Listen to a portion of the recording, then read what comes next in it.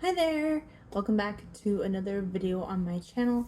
Today I am in a hotel room. I have been out of the country for the past 3 weeks. I am currently in Brazil and this is like the last little leg of my trip, and I realized I didn't have any more pre-planned content for you guys. So I'm just gonna film this little like kiki session here, some cold tea like I always do, just for you guys for this week, and then when I have the time and energy to do all the editing, I'm gonna put up a little vlog of my experience in Brazil. But yeah, so this is what this video is about, is a little bit of a gossip before I get back to real life, I guess. This week we're gonna be talking about something I saw on Threads about a week ago. That's probably really old news right now, and it's like, I don't know, but yeah, that's just this. I'm getting to it now. I'm getting to it when I'm getting to it. So basically, if you don't already know, Fable, the book app, it's like an alternative to Goodreads and Storygraph, but Fable is a company that you can track your reading progress but also join book clubs, which makes it a little bit more social, so you can talk about like what you're reading with other people online. They got in some trouble a couple days ago, more like a week ago. So if you're interested in all that, just keep on watching. Okay, hey ho. So I'm gonna put the screenshots that I saw here on Threads in different parts of this like video. But basically, Fable got in trouble because at the end of the year they do like a reading wrap-up thing, kind of like how Spotify has its warped section based on like the music you listen to, and it does like a cute little interactive thing to talking about like what your music taste says about your personality. Fable decided to do this with the books you read within the past year. So the problem is that that they used AI to generate these sorts of summaries, right? And like some people are like, ew, AI. That's not even really the main problem. The main problem is that some of these summaries turned out to be kind of racist. I saw at least two, and I'll put them up here. And I believe the readers who received these were Black themselves, but they were talking about like, wow, you read like a ton of authors, Black authors, or authors from like the Black, like that write about the Black experience. Why don't you pick up a book from a cis white man's perspective once in a while, kind of thing? So they're pretty snarky about that, and I saw two of them on there. And then I'm gonna cite an article I saw too in USA Today, because I read like a brief summary about it before recording this video to see if anybody else had a similar experience to what I saw on Threads, right? Just like fact checking myself. Somebody else had a lot of books based off of like disabled authors or writing about the disabled experience, and then somebody said like the AI thinks that it was like cringy, and like a sloth would give it an eye roll, which I don't even really know what that means, but I guess like it means boring. I don't know.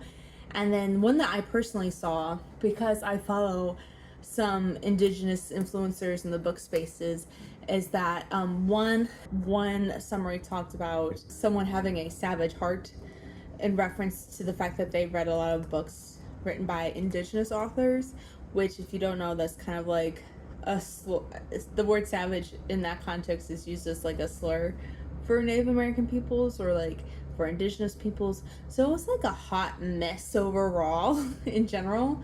Since then, Fable has released a statement, and they said that this was a huge mistake and they completely owned up to it. But instead of getting rid of like all AI features on their website, they decided to make it more visible or more like obvious that you can like opt out of these certain AI experiences if you want to. They said that normally they have like fail safes installed to make sure that like this sort of thing doesn't happen, but obviously these at least four posts that I talked about got past the system somehow. I believe the team at Fable's a lot smaller than like at Spotify or Goodreads or something. So like, yeah, it makes sense that some stuff could get overlooked. But at the same time, I feel like something that people aren't really talking about is the fact that like with things like AI, at least as it stands right now, like they're improving this, but the AI is not going to know if something is racist or not, right? Inherently, it's just going to collect data points that's available in its set and find patterns based off of those data points and then bring it to light. So for me, I question like what sort of data they're pulling from or what their database looks like to really get these sorts of messages in the first place. You know what I mean? There is definitely a problem in the bookish community when we talk about like book reviews and reading diversely, or like the politics of reading and literacy and things like that. I've made a bunch of different videos. You can go back on my channel and look, where I talk about how reading is inherently political, where like what you engage in terms of media has influence over you politically, and vice versa, right? But then I also have videos like where we kind of went over Luigi Mangioni's Goodreads account, and we saw what books he was reading and like how he could have been influenced by what he was reading, right? And then we also talked about book bannings. And I'm so sorry if you can hear noise in the background right now. I do not know what's going on. This hotel makes a lot of noise, let me tell you. And there's like a helicopter pad on top of this hotel too, which has been making noises. And I believe there's a helicopter landing pad on the building across the street from me. I'll show you guys the buildings in a minute, but like it's been noise central here since Douglas left for work, so I don't know. Anyway, so yeah, so there's that. There's many instances where we've had issues in the book community with people, issues of race and diversity within the publishing industry, within readers themselves only opting for certain narratives that reflect their own experiences instead of reading diversely, and all other kind of stuff. Basically, we live in a society, and so when there's problems in a society, you're gonna see that reflected into niche communities like book communities, right?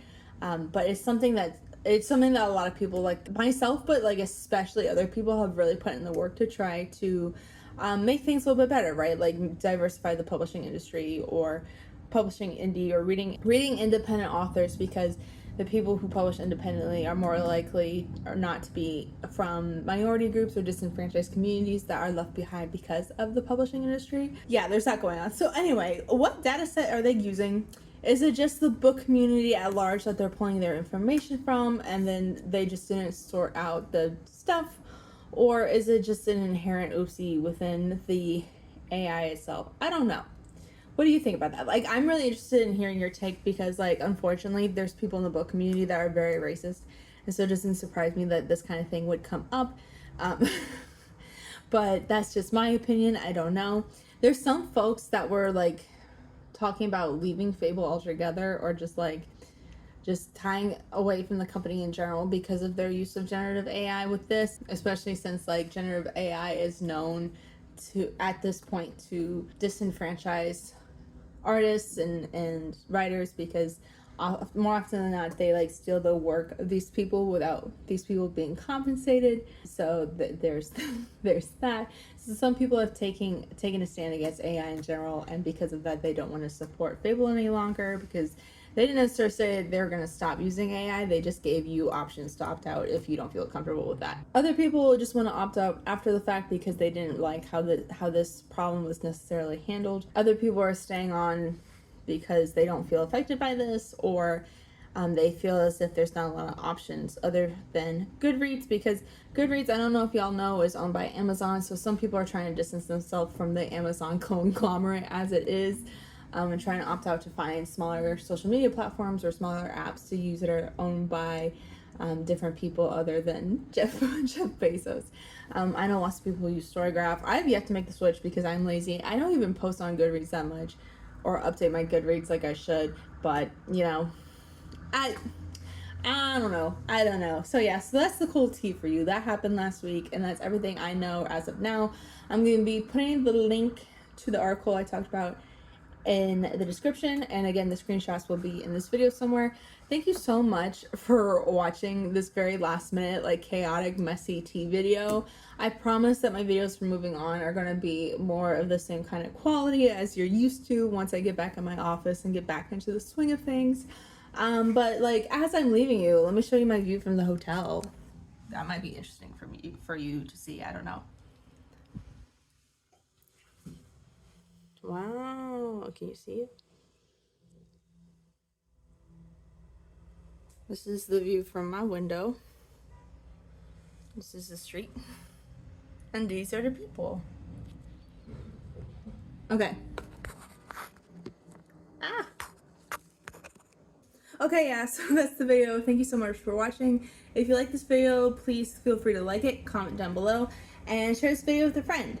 You could also subscribe to the channel. That would make my life a lot easier, and it would help me out a ton. Thank you, thank you, thank you, and until next time, thanks, bye!